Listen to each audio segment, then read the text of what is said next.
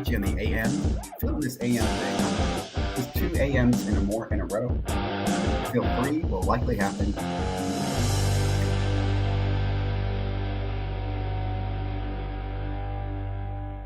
you stop the music for me? Thank you very much. Welcome.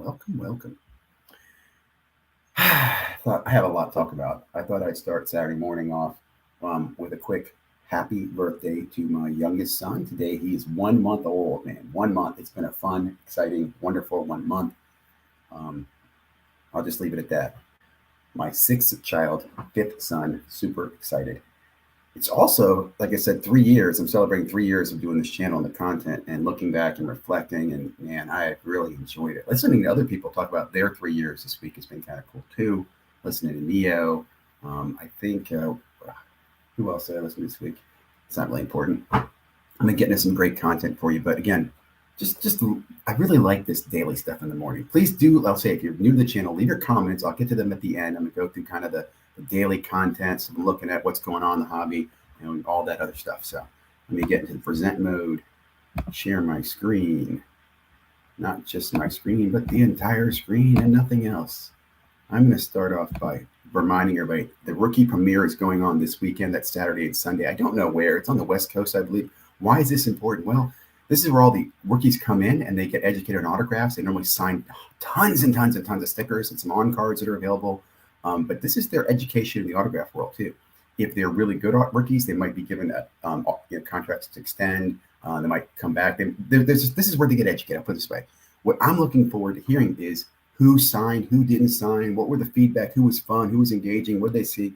I'm expecting that Bryce will be signing for Panini. I expect that CJ will as well. But if you're not, you're going to hear about it after this weekend. I'll put it that way. I would follow Mojobreaks for the best information on this. Those guys attend this event and they share stuff coming out of it. You'll probably hear from some other people too, but I'm looking forward to that. Real quickly, just to remind you, the Diamond Kings, I did the Kickstarter yesterday, $108. Not sharing any personal information here, right? I do think this is a really cool set. There's also modern players in here. I think Shohei Ohtani, Diamond King, from what's his name, Mr. Perez. So pretty cool set. I'm actually surprised that's sold out. Not pitching it, just making you aware as a collector of some hobby news.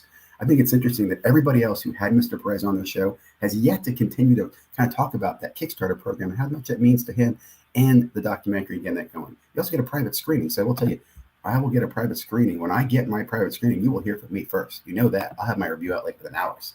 Okay, so this was the big talk of the town yesterday. The Bowman Sapphire online exclusive did sell out.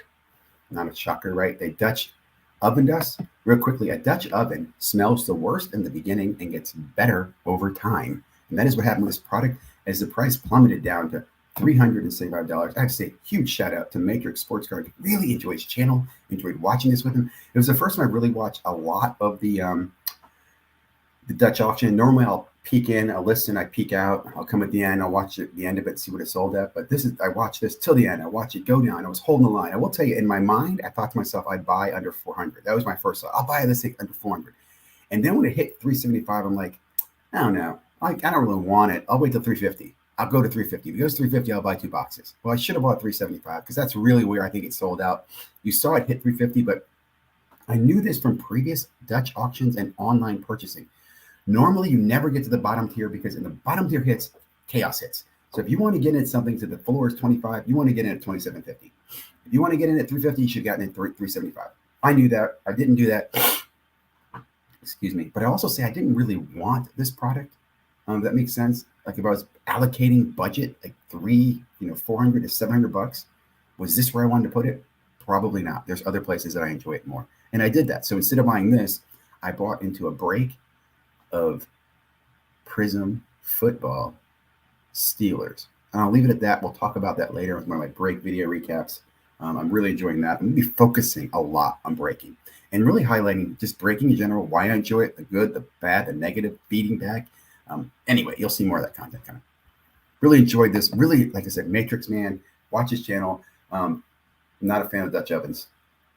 Could be worse. We can talk later about the conspiracy of the Dutch ovens. I do think, I'll say this too, it's not the breakers. The breakers are buying Dutch oven stuff, but it's the distributors that really have the deep pockets to buy cases of the Dutch oven product and sit on it, right? They're the ones that are really killing it. It's not as much the the breakers. The breakers will churn through it because again, there's market demand. Breakers only going to sell what people will buy. They don't want to sit on product. Breakers do not sit on product. I'm just telling you, there are some. There's exceptions, right? Oh, Ziggy, this breaker I know sits on. It's just not the. It's not the thing. They're a movement business. Oh, love this John Mangini video. Look, I agree with John. I am. He talks about why we need Beckett, the name Beckett. I love this comment about how the term Beckett was but to like Xerox, and I don't disagree with him. I put a video out about Beckett a year ago, I think, when the new CEO came out. I've spoken to Dr. Beckett. I know he's consulted to Beckett. I just really think, guys, I don't think they care. I know I hate to say that. I just don't think Beckett people, the people who run the company, the people who own the company are looking at going, okay, we're making this money. It costs this much money. Okay, keep going. Can we make a little more money? Go for it. But they don't care. Like, honestly, I don't think they care. And I know it's hard to hear that, but they don't care. Like, what the fuck were they doing in 2020? Yeah, 2020, 21. They were sleeping. They're just going, hey, look at all this money we're making. Holy shit, we're making so much money. Should we hire more people? Nah, don't worry about it. Should we invest in anything? Nah, don't worry about it. Should we do anything? Nah, we're just making, look how much money we're making. We're keep making money. Why don't we do anything? They don't care. Now, the thing I would say that Mr. Mangini points out is that we need competition at PSA. And guys, it's not SGC. Unless SGC really puts their balls on the table, and I mean really puts their balls on the table, guys, and go get autograph authentication and invest in real grading technology, like stopping the cracking slabs. And that doesn't have Peter sit there and say, well, if we can't detect it, we can't do anything about it. That is a horrible thing for the CEO to say, which he said on a video. When it comes to grading, trimming, altering, we can't detect it. Nothing we can do about it. Lie to me. Tell me you're investing in the best scientific technology that's used to, image the Dead Sea Scrolls. I don't know, but make me feel confident. And we talked about this too. I talked to Carlos about this. Here's the thing, guys. We're paying, say 20, 30, $50 for somebody to give us an opinion if it's real or not. Maybe we should pay more for those big items. And I'm not talking about like the sliding scale PSA. Maybe there's a real company or a real division of PSA where they use scientific technology and they guarantee the authenticity of an item. They look at the corners, the edges, they document it, they whatever you need to do, but really, really look at it and preserve it in something better than a piece of plastic with air flowing through the side of it, right? Maybe you pay extra for that, not for every card, but maybe there's a market for a premium authentication and preservation slabbing system. Just an idea. And everybody doesn't have to do it. But if you invest in it, then you're getting a little more sense of security. I think it's something to think about. And again, I think it'd be hard for a standalone company to do that. I think it's something that PSA could develop, or Beach or Beckett could develop themselves, right? Make me feel confident about the authentication of the item and the autograph. Another great video here. And I really enjoy this blue jacket. I put these two guys side by side because, man, these guys, I want to say godfathers of the hobby, because that term's been overused by the dude out in, California. But I'd rather come to these guys as godfathers. Like, these guys are the guys who know. I mean, I'm sure the other dude knows too, but I'm just saying, like, these guys know. This is a great story here about him selling a card and then getting the card back, and about restoration. And I don't want to ruin it because you really need to listen to Blue Jacket. Not enough people listen to Blue Jacket. I mean, Blue Jacket should have 10 times the subscribers. Shows you Mr. Mangini as well. I mean, these guys are both, they're both freaking, I love them in a respectful way. It's funny. I really enjoy Cage. Cage wants to be. I'm just saying that, Cage. And I feel this way. I want to be like these guys too, but I know where I know my weaknesses. I really did enjoy this session with Cage. It was a really good session. We talked about so many different things. I really enjoyed the Q&A. We talked about, I'm trying to think of some of the topics we talked about because he was answering my questions. And let me say this. I don't want to give it away. I want you to watch it, but I really enjoyed the engagement. We talked about breaking cards. We talked about the hype in the hobby. We talked about Victor Wembanyama, which I think is interesting because here's, I know we talked about cards. Like here's a good part. Victor Wembanyama, Pat Mahomes, Mike Trout. You have these pillars in the hobby that come along every now and then that could be the next major GOAT. And every season we say this could be this guy. Is Victor Wembanyama that? I don't know. I don't care. Is Zion that? I don't know. I don't care. But what I do know is being a participant in the hobby, I can enjoy those ebbs and flows. I know that all the money's been going after Zion, so I can go after a Ja, I can go after RJ, or I can go after Zion and sell Zion, right? Same thing with this upcoming one. Victor's going to be the hot. But what about the other guys, right? There's going to be other rookies in there. They're going to get a lot of attention and energy. Victor gets injured or, something happens. There's just so much potential in these ebbs and flows of the hobby. But each time they're looking for that pillar. And I'll say, I don't care if they find it or not. If somebody enjoys a hobby, I'm not going to sit here and complain to myself, well, I had Patrick Mahomes, NTRPA to 99 and I sold it. And, oh man, I never should have done that. I did. I had that card. I sold it. I'm very happy I sold it. I made money off it. I have experience that I had it, and I can move on to the next experience. Did I learn from it? Yeah, I learned I probably should have gotten it graded first. That's what I learned. Anyway, really enjoyed this conversation with Cage. And it kind of again brings me to the Victor Wembanyama thing, because next video coming up, oh, that's a grading video. Come back to that. Next one was this is a JD Sports Card, talk about Victor Wembanyama and kind of warning about big man and hobby and hype machine and everything like that. And I, I don't disagree, but again, like I just said, I don't care. I don't care. Like, you can enjoy the hobby, enjoy the hype. You can navigate through the landmines. Like, don't buy the college products, in my opinion. I'm not going to chase the Bowman products. I'm interested to see where his autographs line up. I don't think he's only going to have autographs in the Bowman University, right? So if Panini does not have him doing autographs in their major products, I'm sure Topps will have some type of product coming out. They'll have it. So I don't feel like I'm missing out on any FOMO of his autograph. I think we'll have lots of opportunity to get it, whether it's on Panini or Fanatics, if that makes sense, right? And I also, like I said, if he does not have autographs in Panini, it doesn't make me not want Panini. It's actually make Panini more desirable because they don't have to chase the autographs for value, right? The cards themselves, our rookie cards of Victor, will have value as long as there's hype on him. I mean, I freaking love this stuff, man. I love the hobby. It's freaking awesome. This video, great video from CAC Sports Cards. Enjoy this guy's content. Puts out some great content. Kind of goes quiet and comes out with some good stuff. Goes through his explanation of grading and why he's not grading, his thoughts. And I can totally understand his perception. And he makes comments about, it needs to get down to $15. Here's my thought on that. If you're grading for PC, I absolutely agree. There's no reason for you to send cards in right now. I would be storing them up, stacking them up, and just wait for a bulk window that comes in that fits your window, right? It has to be in there $15, great. It has to be in there, $12, wait for your window, and then send them all in to get the graded. But what I will tell you is I think grading's in a good spot right now with the price. I don't see it changing much, and I think there's a lot. It's a nice equilibrium where people aren't grading everything, but there's enough money in raw to grade still. If that makes sense. So I kind of like where things are. And I'll give you an example here.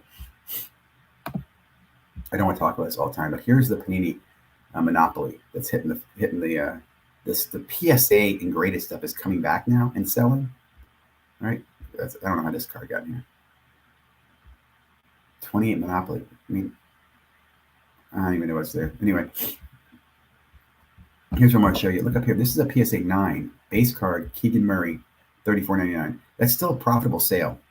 The person got that card in a box or whatever for a couple bucks, $1 or $2, and graded it, say, $20. It's still profitable. And if there's profit at that level, I think these are going to be an interesting thing. I've seen this already start upticking as these cards are coming back. I mean, I'm not endorsing this. In fact, I don't want people competing with me against this product because I've already seen the prices coming up. It's harder to get the breaks that I used to get for less. Now it costs me more. And I'm actually tracking that. Like, how much did it cost me to get the Pistons in a 10-box case versus how much it costs me to get the Pistons in a 10-box case now? Per price. Almost up to comments and questions, guys. And where we go. Here we go. Victor did a great video here talking about rookie cards, and because of these Bowman products and these prospect cards. 2 points might take out. He does talk about one of the stickler rules of a rookie card is you have to be licensed by the professional league, the players union, and you have to have the RC logo. And that's why if you don't have the players union, you're not a professional team, it cannot be a rookie card. So anything that does not have the players union and the professional, so you can have a professional in, say, France, but he's not part of the NBA players union, does not qualify. Makes sense? As a rookie logo card. So really good explanation on that. And it also, in my opinion, will cause a lot of confusion as we go through the future. Like, what will people want?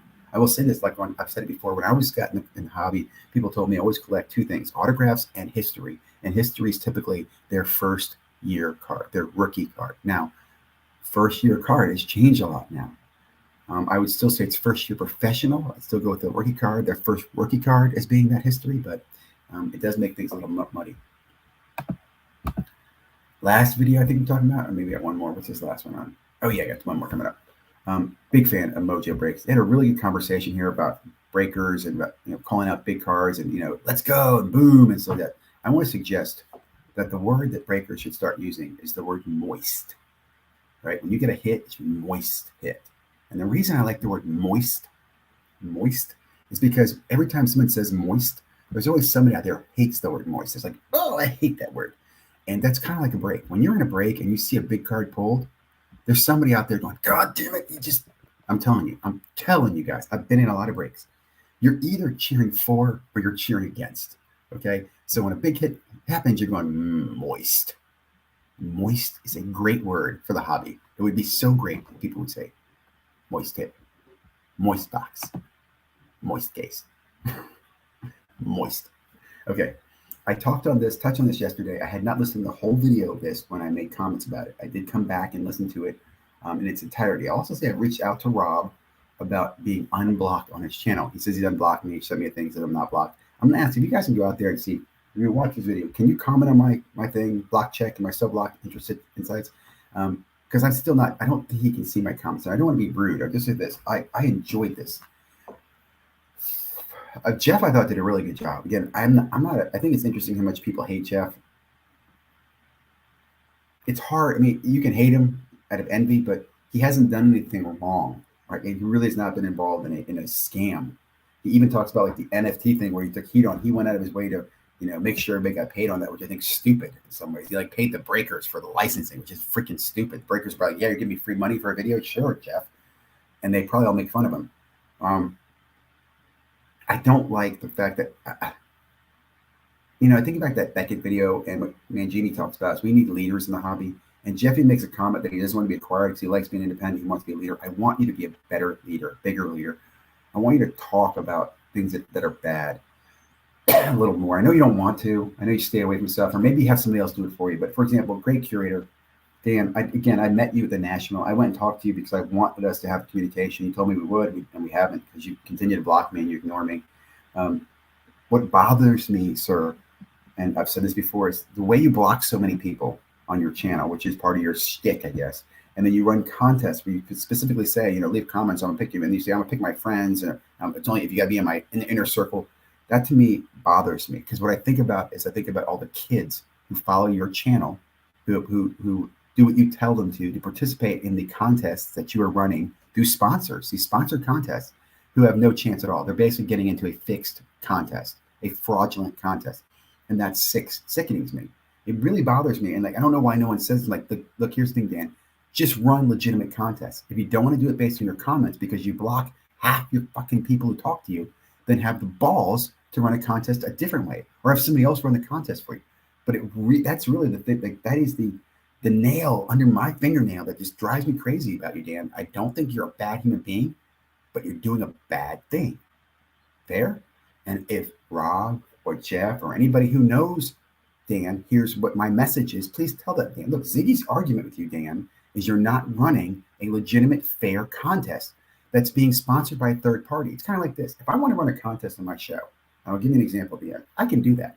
And if I run it legit and run it through a ticker or I pull an envelope or do a mystery pack, that's my choice. It's my channel, my item. Okay, but if I'm doing it for a sponsor, someone pays me to do it, and I'm doing it fraudulently or not doing it accurately, I think there's a huge problem there. I already think there's a problem with the contests the way they're run already. There's some questions sometimes about contests. That's why I don't like doing contests personally. But it's again, I'll just do that. It bothers me when you're fixing contests, man, that are from sponsors. Ugh, icky. Okay, what else I want to talk about? I think I did some Starstruck stuff, working on Comp C.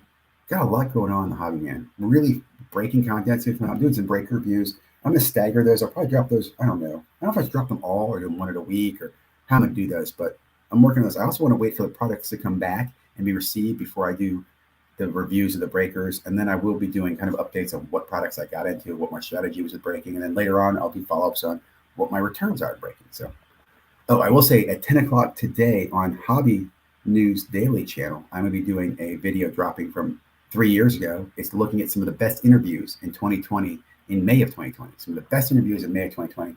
One of them on there is actually Cardboard Chronicles, and the interview with Pete at SGC was about 3 years ago, guys, that SGC said, send me your slabs, man. We can take them. Think about that. 3 years ago.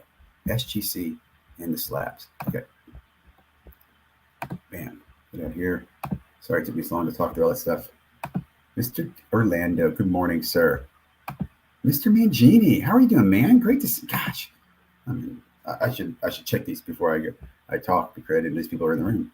Great video, thank you, John. Yeah, John did do a great video. John, Dave are the hobby goats. Exactly.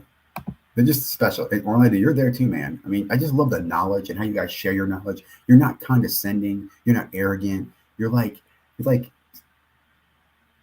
father figure to many people, I guess. Curator did not help his image. No, he did not. He does not. And that's why, again, that's what I'm saying. As a friend of his, if I was Rob or I was Jeff, I'd be like, look, dude, Dan, here are some of the things that you kind of look like a fool for. And if you can say, well, that's part of my shtick, I said, well, then I don't want to be associated with it. Why do we continue to feed that fire? Anyway, I will say, guys, here's something I want to get rid of. And I hate to use the word contest. I'd rather use the word, I'm looking for the right collector who would enjoy these items.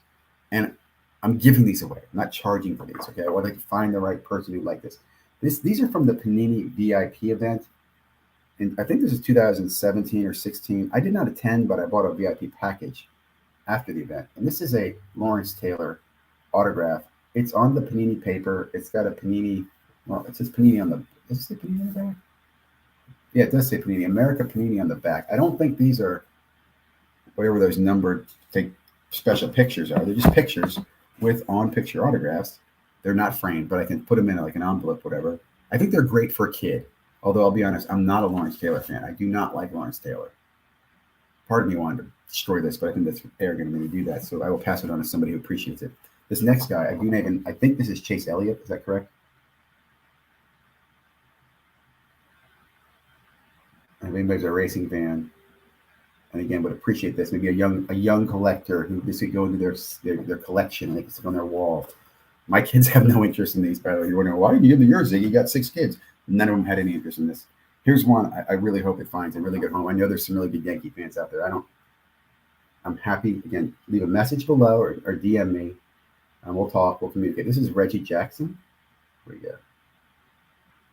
And again, they all say Panini VIP in the corner. Right there.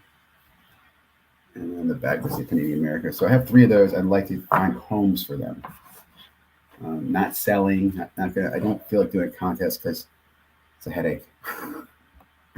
The great fraud is not likable. I know, but anyway, guys, thank you. Have a wonderful weekend. Listen, at I think 11 o'clock today, Hobby Hotline is on Bench Corner Media. I always love Hobby Hotline. I will definitely be listening. Maybe dropping in if I can. Well, actually, I have to go to the post office. That's gonna be hard to drop in. I'll probably be listening to them in the car like I always am. Anyway, have a great day. Thank you guys for listening. Like, comment, subscribe. More content always on the way.